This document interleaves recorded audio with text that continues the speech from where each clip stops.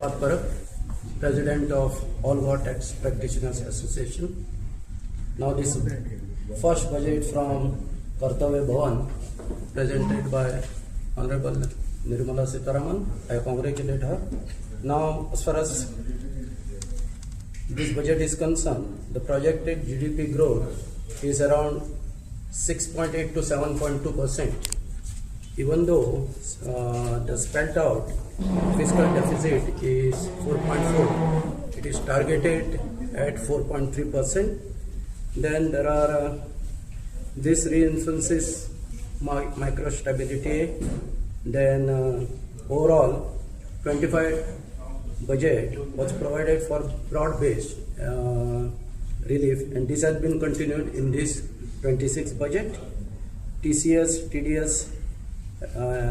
has been reduced on foreign remittances for travel, education and medical purposes. Then again